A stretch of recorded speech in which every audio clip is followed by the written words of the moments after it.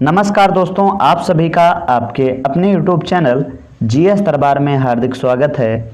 मेरा नाम है आशीष। दोस्तों, आज हम लोग साइंस से बनने वाले 20 महत्वपूर्ण प्रश्नों की चर्चा करेंगे। तो जैसा कि आप सब देख रहे होंगे कि आपके स्क्रीन पर पहला प्रश्न है कि जीवों के वर्गीकरण की आधुनिक प्रणाली में सबसे छोटी इकाई है। आपके ऑप्शन हैं वंश, कुल, जात या संघ।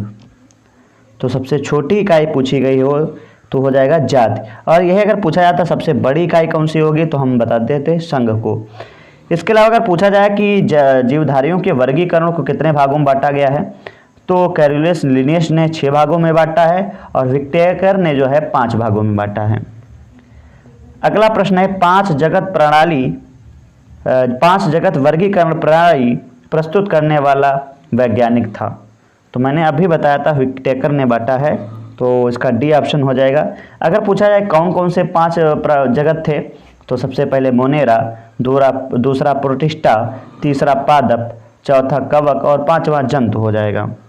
और यह अगर पूछा जाए लिनियस ने कितने भागों में बांटा था तो 6 भागों में। कौन कौन से तो उसमें हो जाएगा जाति, वंश, कुल, गण, वर्ग और संघ। अगला प्रश्न है जंतुओं एवं पादपों के वैज्ञानिक वर्गीकरण से संबंधित विज्ञान की शाखा कहलाती है। आपके ऑप्शन हैं पदानुक्रम वर्ग की, ऑप्शन सी, ये उल्टा हो गया है यहाँ पे सी डी, कोई बात नहीं। इसके बाद में सी है आनुवंशिकी और डी है आकृति विज्ञान। तो इसका सही जवाब हो जाएगा ऑप्शन बी वर्ग की। अगला प्रश्न है कौन सा जीव मोनेरा जगत में शामिल नहीं है। जीवाणु, नील हरे शैवाल, माइकोप्लाज्मा या कवक।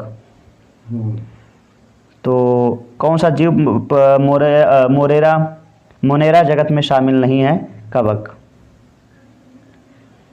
अगला प्रश्न है विषाणु किस जगत में शामिल किए जाते हैं, प्रोटिस्टा में, मोनेरा में या प्रोटोजोआ में या इनमें से कोई नहीं।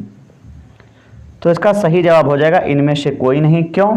क्योंकि जो ये विषाणु है ये सजीव और निर्जीव की बीच की कड़ी होती है, तो दोनों में पाए जाते हैं। तो ना प्रोटिस्टा होगा, ना मोनेरा होगा, ना जो है प्रोटोजोआ होगा।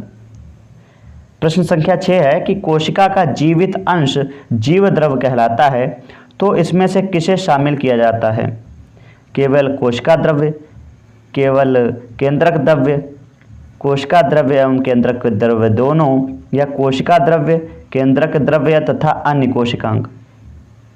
तो ऑप्शन डी इसका सही जवाब हो जाएगा कि कोशिका द्रव्य, केंद्रक द्रव्य तथा अन्य कोशिकांग। अगला प्रश्न है, ये भी भाई कई बार पूछा गया है, आप इसको वेरी इंपॉर्टेंट कह सकते हो, वेरी इंपॉर्टेंट। क्वेश्चन क्या है कि किस कोशिकांग को कोशिका का ऊर्जा घर या पावर हाउस ऑफ सेल कहा जाता है, राइबोसोम, माइटोकॉन्ड्रिया, गाल्जी काय या लाइसोसोम। तो इसका सही जो जवाब होगा माइटोकॉन्ड्रिया। माइटोकॉन्ड्रिया को जो है कोशिका का ऊर्जा ग्रह कहते हैं। और अगर पूछा जाए कि माइटोकॉन्ड्रिया की खोज किसने की है तो कोलकर ने खोज की थी 1880 में। और अगर पूछा जाए इसका वर्णन किसने किया है तो अल्टमान ने किया है, और इसका नामकरण बिंडा ने किया था। अगला प्रश्न है किस कोशिकांकों को कोशिका की आत्महत्या थैली कहा जाता है। ये भी बहुत वेरी इंपॉर्टेंट वाले गिनती में आएगा, वेरी इंपॉर्टेंट। तो किस कोशिकांग को कोशिका की आत्महत्या की थैली कहा जाता है, बताएं। आपके ऑप्शन हैं राइबोसोम, लाइसोसोम, न्यूक्लियोसोम और इसके बाद में गाल्जी काय। तो इसका सही जवाब होगा लाइसोसोम। और पूछा जाएगा कि लाइसोसोम की खोज किसने की थी तो डी डुबेन ने की थी। ऑप्शन बी इसका बिल्कुल सही जवाब है। अगला प्रश्न है कि मानव शरीर के किन कोशिकाओं में माइटोकॉन्ड्रिया नहीं पाया जाता है। आपके ऑप्शन हैं यकृत कोशिकाएं, बी श्वेत रक्त कोशिकाएं, सी लाल रक्त कोशिकाएं और डी मांसपेशीय कोशिकाएं। तो लाल रक्त कोशिकाओं में जो है माइटोकॉन्ड्रिया नहीं पाया जाता है, ऑप्शन सी इसका सही जवाब होगा। अगला प्रश्न है प्रश्न संख्या 10 कि कोशिका में केंद्रक के अतिरिक्त अन्य किस कोशिकांग में डीएनए पाया जाता है, गाल्जी काय में, लाइसोसोम में, तारक काय में या माइटोकॉन्ड्रिया में। तो इसका सही जवाब हो जाएगा माइटोकॉन्ड्रिया, ऑप्शन डी। अगला प्रश्न है प्रश्न संख्या 11 कि गुणसूत्र निम्नलिखित में से किसका परिवर्तित रूप है? क्रोमैटिन धागों, डीएनए का या आरएनए का या जीन का? तो क्रोमैटिन धागों का, ये ऑप्शन ए सही हो जाएगा। अगला प्रश्न है जीवाणु की खोज किस वैज्ञानिक ने की गई? ये भी कई बार पूछा गया है। आपके ऑप्शन है फ्लेमिंग, टेमिन, लिम्बल या ल्यूवेनहॉक। तो ये तो आप सभी को पता ही होगा कि ल्यूवेनहॉक ने जो है जीवाणु की खोज की थी। ऑप्शन डी इसका सही जवाब है। अगला प्रश्न है तपेदिक नामक रोग किस जीव के कारण होता है? आपके ऑप्शन है साल्मोनेला, इसके माइकोबैक्टीरियम, डिप्लोकोकस या स्ट्रेटोमाइसीज। तो बताएं इसका सही जवाब क्या हो जाएगा? बिल्कुल सही, माइटोबैक्टीरियम सही हो जाएगा, ऑप्शन बी।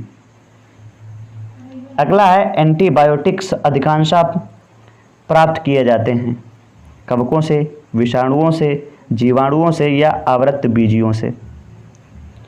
तो कवकों से पाए जाते हैं, ऑप्शन ए इसका सही जवाब होगा। प्रश्न संख्या 15 मृदा में धान का उत्पादन बढ़ाने वाला मुक्त जीवी जीवाणु है? राइजोबियम, एजोरोबैक्टर, एसिटोबैक्टर या एनाबीना? तो बताएं इसका सही जवाब क्या होगा? तो बिल्कुल सही है एनाबीना, ऑप्शन डी। प्रश्न संख्या 16 है अदरक एक तना है, जड़ नहीं क्योंकि वह?